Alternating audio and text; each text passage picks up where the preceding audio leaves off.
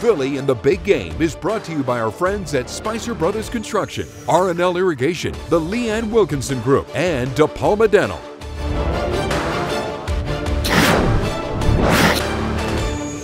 Hey there everybody, Bill Mich here in Minnesota for Philly in the Big Game. So all this hype, all this week long, all the media, all the fans, it all comes down to this, the football.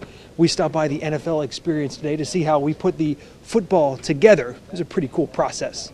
The football making operation in Ada, Ohio has moved locations, at least for the week. The process of putting together the ball known as the Duke is on display at the NFL Fan Experience here in Minnesota. The ball starts inside out so the pieces can be sewn together. Next, the ball needs to be steamed a bit so it can make them easier to handle, because then the ball needs to be turned right side out so then on to the next phase. A bag is placed inside so it can be inflated, and the ball is inflated just a bit so the laces can be sewn on. Now, we sped up this video, obviously, but this woman is incredible. She has laced thousands and thousands of balls and has one done in under 2 minutes. Yes, we timed her.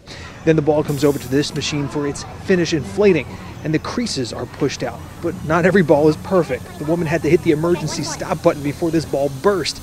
There was a bad bag inside.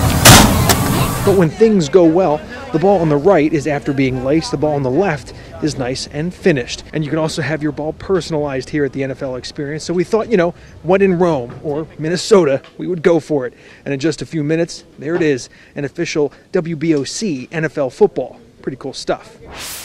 Now, football is a cool piece of merchandise, and there's a ton of football merchandise on sale here in Minnesota surrounding the Super Bowl, but there's also a big problem when it comes to fake and counterfeit goods.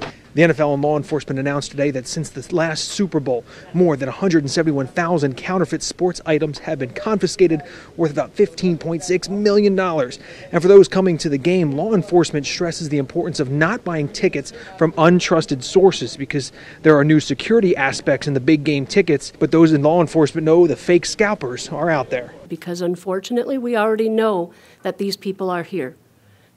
Please, please, please, get the message out not to purchase tickets off of Craigslist, or you'll be seeing me on Sunday.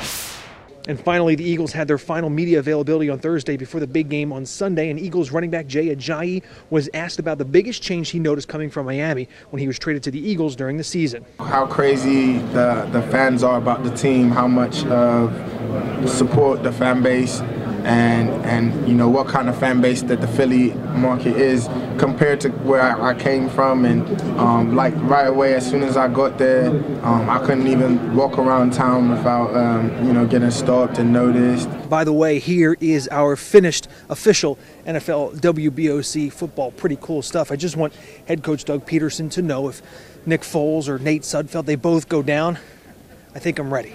I hope I'm ready. In Minnesota for Philly in the Big Game, I'm Bill Mich for WBOC News.